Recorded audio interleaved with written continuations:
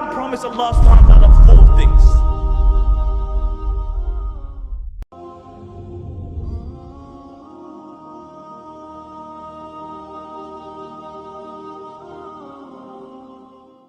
Shaytaan promised Allah subhanahu wa ta'ala 4 things.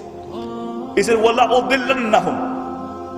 He said, I will lead them astray. And you look at majority of humanity today, instead of becoming the servants of Rahman, they are the servants of Shaytaan. Then he said, وَلَا أُمَنِّيَنَّهُمْ. And he said, I will give them unto their false passions and their desires. And subhanAllah, you can broadly define false passions and desires into 2. One are your carnal desires, your desire for the flesh. And you look at our society, how it has succumbed to the wish of Shaytaan. Really, you look into our society today, that it is a sex-driven society, it is a sex-mad society. That the society promotes sex as long as you have safe sex, because according to them, it's a physical thing. You carry on. Whilst Islamically it's a spiritual thing. When a husband comes to his wife, he recites du'as, and Allah subhanahu wa ta'ala safeguards that child. And the ulama write that this is the first right of the child, because it's a spiritual thing. And you look at our society today, that if by the age of 16 you haven't broken your virginity, there's something wrong with you. This is why out of the 7 people who will be under the shade of Allah subhanahu wa ta'ala on the day of judgment will be that young man, Nasha'a fi ibadatillah, who grew up in the worship of Allah subhanahu wa ta'ala. He will be under the shade of Allah subhanahu wa ta'ala. So the first form is your carnal desire. وَلَا أُمَنِّيَنَّهُمْ. I will give them unto the carnal desires. The second, that Shaytaan will delude you in believing into false aspirations of this dunya. He will make you believe in false aspirations of this dunya, and he will make this dunya the purpose of your life. Not only will he make this dunya the purpose of your life, he will not give you time to even think about the purpose of your life. And subhanAllah, how you see how the promise of Shaytaan is coming to pass. You know, they give you your TV sets, and then they give you your videos, and then they give you your DVDs, and then they give you your satellite channels, so you have more channels than you can even count. And then they give you your mobile phones, and then they give you voice activated mobile phones, and then they give you your camera phones, and then they give you your video phones, and then they give you the internet, and then they give the internet on your mobile phone. So like the posters say, you can shop until you drop dead. And when you drop dead, the same Shaytaan will say, La talumuni, lumu anfusakum. Don't blame me, blame yourself. I called you and you oblige. And you will be suckered like the billions who were suckered before you. So the second promise of Shaytaan was, وَلَا أُمَنِّيَنَّهُمْ. The third promise of Shaytaan was, وَلَا أَمُرَنَّهُمْ فَلْيُبَتِّكُنَّ أَذَانَ الْأَنَامِ.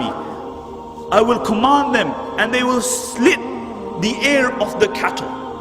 What the mushrikeen would do is that they would slit the ear, and they would slit the animal, and they would let on the name of their gods, and they would let it walk, and wherever it fell, it was halal for the males and it was haram for the women. This is what they would do. The author of Tafsir Mazri mentions that this means that a time will come where Shaytaan will tell man to disfigure the creation of Allah subhanahu wa ta'ala. And you see this today, really. You look into our society, a consumer society, where they try to create chickens without feathers. They try to create chickens without feathers. Where recently in Switzerland, they found a fruit fly. And from that fruit fly, they found a gene which they dubbed eyeless. And when they noted that wherever they injected this gene, an eye would grow. And they injected this gene on 14 places of this dragon, or this fruit fly. And on 14 places on the anatomy of the fruit fly, eyes grew. See, this is man playing God, playing with the creation of Allah subhanahu wa ta'ala. But it doesn't stop there. You look at those who reach the pinnacle of success. Really, look at those people who reach the pinnacle of success. Those like Michael Jackson. You know, the guy was a good looking person a few years ago. But he reaches the pinnacle of success, and then he's deluded by the dunya. He even thinks that there must be some more contentment out there. But doesn't realize that the only contentment is the contentment of the heart. The only time you can really have contentment is when you recognize your creator. And then what does he do? He starts playing around with his features. He starts disfiguring his features. And now you look the way, the guy doesn't even look like a human being. Because this is what Shaytaan said, I will command them and they will change, disfigure the creation of Allah subhanahu wa ta'ala. And the fourth promise of Shaytaan is, وَلَأَعْمُرَنَّهُمْ فَلْيُغَيِّرُنَّ خَلْقَ اللَّهِ. I will command them and they will change the creation of Allah subhanahu wa ta'ala. Subhanallah, you know, the traditional interpretation for this verse was to shave the beard was to change the creation of Allah, because this was a sign of a man. To pluck the eyebrows was a sign of change, a sign of changing the creation of Allah subhanahu wa ta'ala. But because the book of Allah subhanahu wa ta'ala transcends time and space, it is relevant for all time, because it guides us until the final day. Today, it relates to your GM foods. This is changing the normal process, changing the creation of Allah subhanahu wa ta'ala. See, when they take the antifreeze gene from the Arctic fish and they inject it into your tomatoes so they have longer shelf lives, this is playing with the creation of Allah subhanahu wa ta'ala. Because believe it or not, fish don't have relationships with tomatoes. It doesn't work like that. This is GM food. You're playing with the creation of Allah subhanahu wa ta'ala. And look, what could be a greater change in the creation of Allah subhanahu wa ta'ala? What could be a greater change in the creation of Allah subhanahu wa ta'ala? That a man transforms into a woman and a woman transforms into a man. And this was the fourth promise of Shaytaan. And you see it coming to pass today. What greater change could there be? That a man becomes a woman and a woman becomes a man. And Shaytaan says, I will command them and they will change the creation of Allah subhanahu wa ta'ala. And then the Prophet ﷺ said, hold on to the book of Allah. فِي نَبَأُ مَنْ كَانَ قَبْلَكُمْ وَخَبْرُ مَا بَعْدُكُمْ وَحُكْمُ مَا بَيْنَكُمْ. And the book of Allah subhanahu wa ta'ala is a hukm between you. It is a thing which passes verdict between you.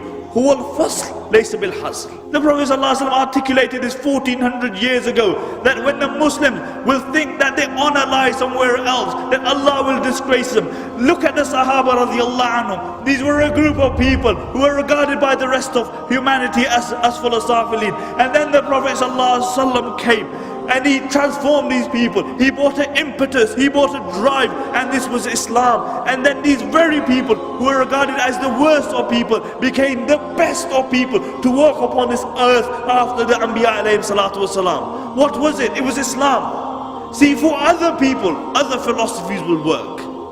For other people, other ideologies will work. But for the Muslims, nothing besides Islam will work. Because this is ummah regarding what the Prophet Allah subhanahu wa ta'ala articulates in the Quran. كُنْتُمْ خَيْرَ أُمَّةٍ أُخْرِجَتْ لِلنَّاسِ تَأْمَرُونَ بِالْمَعْرُوفِ وَتَنْهَوْنَ لِلْمُنْكَرِ. That you are the best of creation. You are taken out for mankind. Now, if you think that your Israelites in some other philosophy and ideology, you're deluded. The only time the Muslims had respect were when they held on to the deen of Allah subhanahu wa ta'ala. Look at history. And then when they turned away from the deen of Allah subhanahu wa ta'ala, Allah turned away from them. And this is why we find ourselves in the decadence that we do today. Look at the state of the Muslims. And until we realize that the problem that we have today is because we have turned away from Allah subhanahu wa ta'ala, and we go back to the Quran and the Sunnah, we go back to the words of the Prophet sallallahu alaihi wasallam and find our remedy. But the problem is that we look for remedies everywhere else other than where we should. And this is why we're in a sick state. Aren't we sick today? Aren't the minds of the youth confused? What should we hold on to? Aren't the hearts sick? Because society has many impulses. It will tell you, pull you in many directions. And then the more direction you go, the more confused you will be. Do you know what causes seasickness? Seasickness. Do you know what causes it? See, the ears send a message to the brain that, you know, when the boat rocks, that there's something wrong. And the eyes send a message to the brain, no, I see everything's fine. So you have two confusing messages going to the brain. And as a consequence, you feel sick, you vomit. You feel sick. And this is why today you will find that the Muslim Ummah is sick, because we are pulled in so many directions. The minds are sick, the hearts are sick, the brains are confused. And the only thing which remedies seasickness is what? That when you come up to the top deck and you look at something which is totally straight, like the horizon, then all the confusion is removed. And similarly, there is only one guidance for us. And Allah subhanahu wa ta'ala states this in the beginning of Surah Qaf. He says, Alhamdulillahi allazi anzala ala abdi al-kitaba wa lam yaj'al lahu iwaja. All praise be to Allah subhanahu wa ta'ala, who has revealed on the Prophet sallallahu alaihi wasallam, his servant, a book, and he has left no crookedness in it. And until we return to a book which has no crookedness, we will remain in the confusion that we find ourselves in today.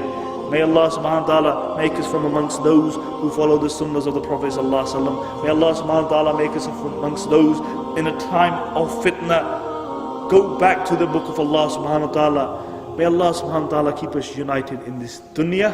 And may Allah subhanahu wa ta'ala reunite us in Jannatul Firdaus. Subhanaka wa bihamdika nashhadu an la ilaha illa anta wa nastaghfiruka.